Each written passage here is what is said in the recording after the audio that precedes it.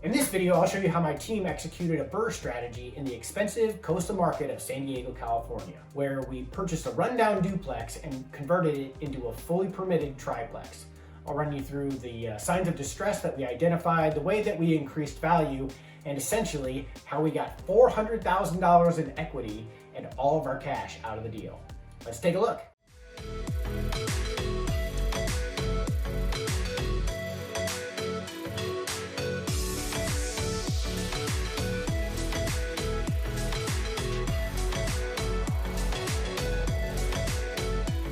My name is Mark Doty. I'm a real estate investor out of San Diego, where I flip houses and small apartment buildings. I designed this channel to showcase my journey from going from a full-time W-2 employee as a medical device sales rep to a full-time real estate investor. If you're interested in watching how I do deals or potentially investing with me, hit the like button and consider subscribing to the channel. This project was a duplex that was located in the Linda Vista neighborhood of San Diego.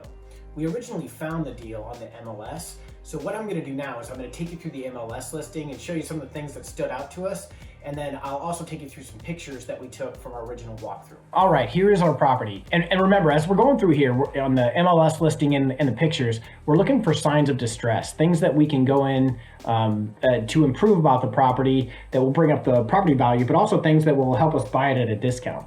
So first we start off with, and we're on the MLS listing, we get to this property on the same day that it hits the market. So one day on the market. The price point's also low. I know 700K is not low for most of the country, but in San Diego, if this were in good condition, it would be selling or listed for at least 800,000. There's only one picture. That's always a good sign for us. And then the agent's comments are things like investor's dream, and it's a complete fixer. But we look at the square footage, and it's almost 2,700 square feet, and then it's on a really big lot. The entire area is zoned for multifamily, and we'll get to some of that later. But that's also a key for us. So we like what we see here. We go ahead and schedule our walkthrough, and then we find out about a little bit more distress. First off, the owners live in the property, but they're getting divorced, and then her parents live on the other side. They're kind of fighting about how to get rid of the property, and even if they should, which it makes it difficult to see, which means that there's probably less competition going in there. But we get to the property, and there's just clutter everywhere on the outside and on the inside. It's like borderline a hoarder behavior that we're seeing here. This door's been kicked in, everything's dark, everything needs to be replaced. It's all in original condition.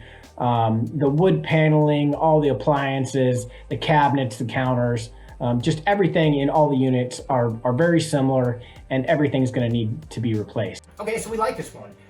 We put our offer in, we get it accepted, and then while we're in the due diligence period, we've got some homework to do. So our plan for this property is to take this duplex that had a room addition and wall off the hallway here and create a full third unit, a 2-bedroom, 2-bath apartment in the same footprint where they did the room addition. But we're not sure that the city's gonna allow it.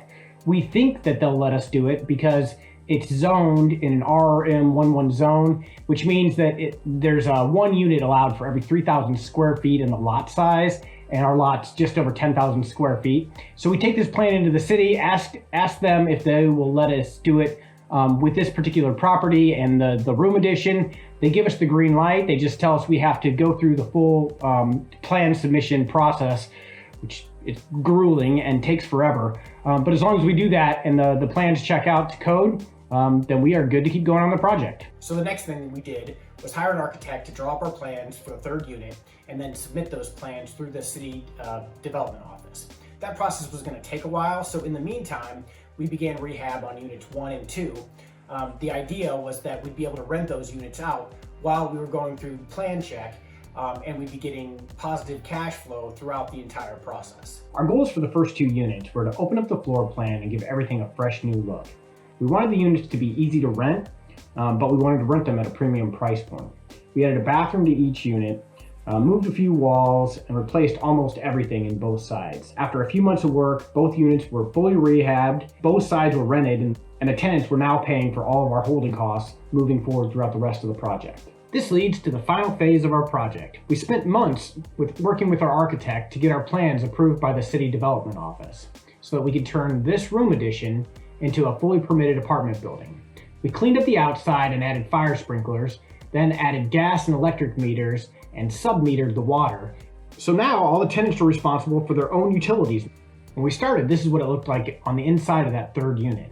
This was the area that was the room addition. They had used it as a living room before we got there. But then we needed to tear out the wall so that we could create our kitchen.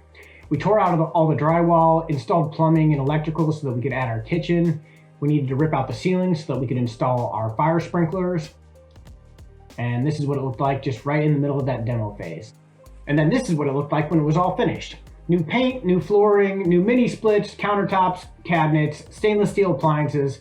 It really looked great when we were all done. So now the question is, what are we gonna do with it? Let's take a look at the numbers and our exit strategies. So at the end of this project, we had really gotten down to two different exit strategies that we were considering.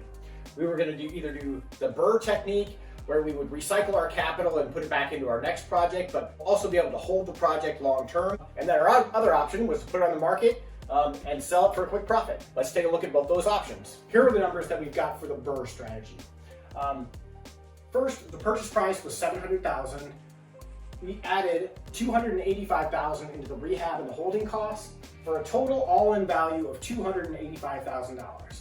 The appraisal came back at 1.475. So from that amount, we can take about 70% of the loan to value.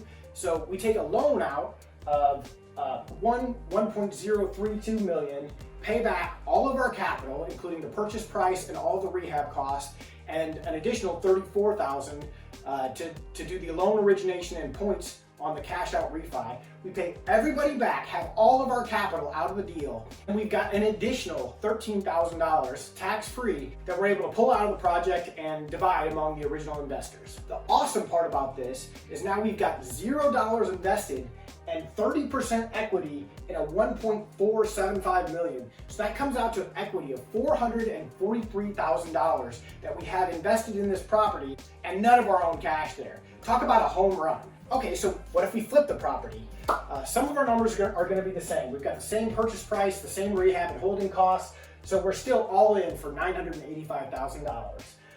In this example, we're gonna assume that the appraised value is what the ARV or the sales cost would come back at. So we're still looking at 1.475 on the value of the property. But if we're gonna sell it, then we've got a 6% sales commission that we'll be paying, minus our all-in costs. We're looking at a gross profit of $401,000. So what would you do? You've got a home run of a BRRRR project where you can hold on to the property long-term, or you can sell it for a pretty enormous quick buck. What would you do? Leave a comment below and let us know. This has been our Linda Vista redevelopment project. Thanks for watching the channel, and we'll see you on the next one.